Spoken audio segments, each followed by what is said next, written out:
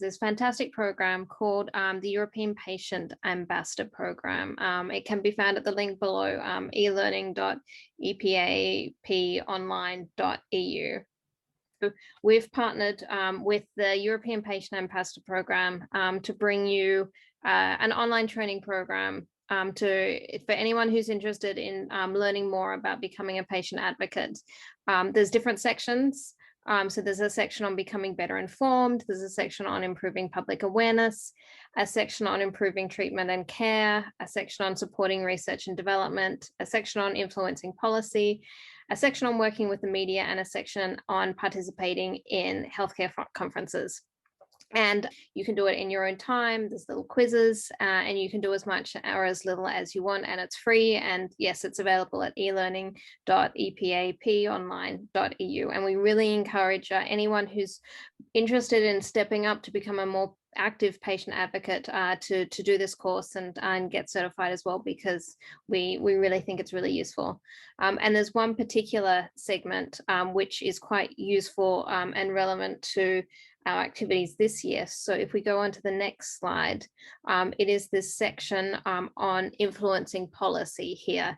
So it's all about, what does public policy mean? If we want to improve the bladder cancer pathway, if we want to make things better for other bladder cancer patients who are coming through, then we need to speak to politicians to ask them to work with the NHS and to work with other government institutions to change the guidelines. And so we need to figure out how best can we work with MPs and make sure that we can get them on our side.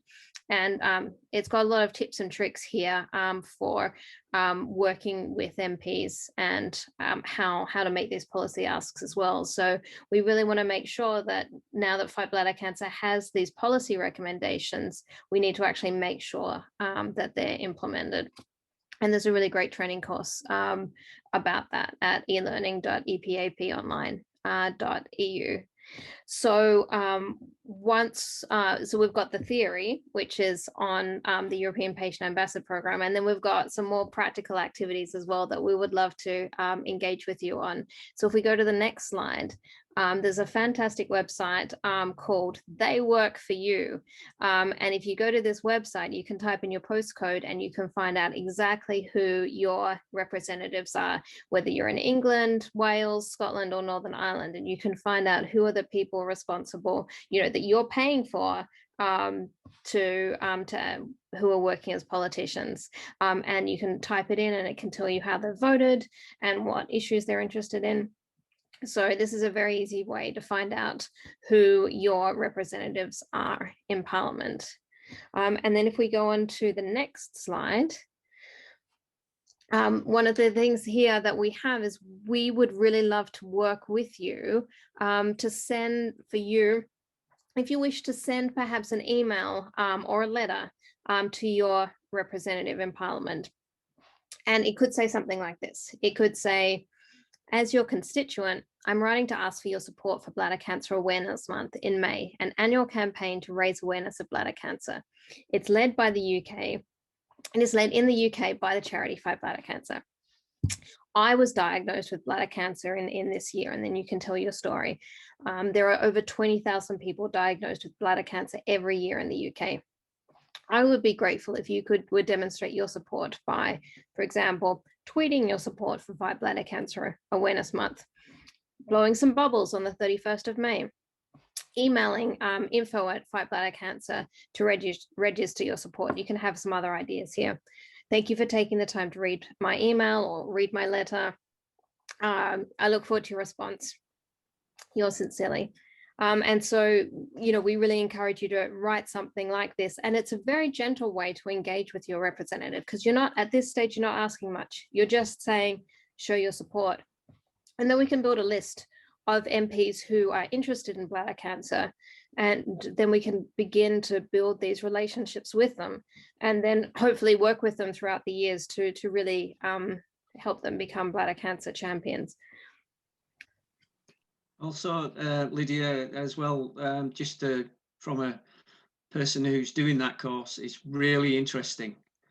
It takes a little bit of time on each module, but it is really interesting to go the things you go through. It's well worth doing. Yeah, Melanie got me onto that course. Yeah. I'm about halfway through. Yeah, so am I. Yeah, it's really good. Finish. Yeah.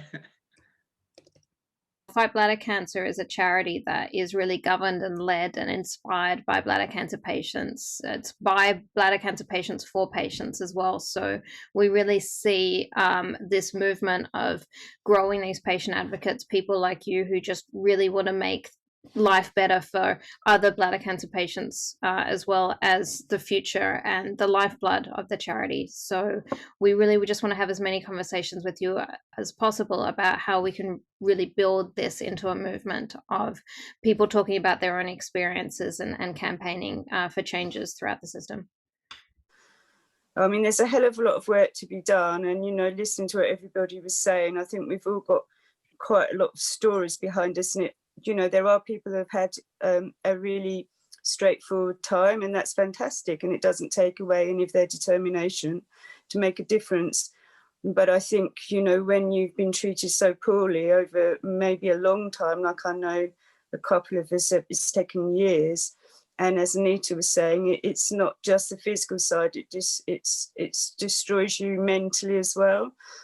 And so when you can find that strength in yourself to actually do something and give something back, it's not necessarily about being madly altruistic. It's just kind of, we're given a chance to actually to try and do something. Then if anybody wants to take that chance and go for it, then we'll support you all the way. Dorothy, you usually have some things to say about, you've done some amazing work campaigning in Scotland.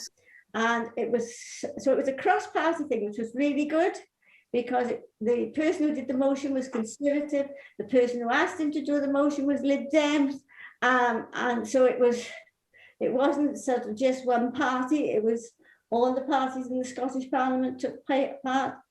Danielle would say it was a really pleasant experience, and they were really interested. It was strange going into Parliament and having a proper sit-down meeting, but it was good. It was well worth doing. Mr. Mariapin, who was our consultant, made sure that we led, because he said he was only there to support us. So and he was good for the sort of statistical side of things and the more medical side of things, wasn't he, Dorothy? Get your computers on, knuckle down, do the program. It's not that hard, and see how you feel about things, and we can all start everybody getting involved in as whatever they fancy doing, and we'll be backing you and be by the side of you all of the way. So thank you.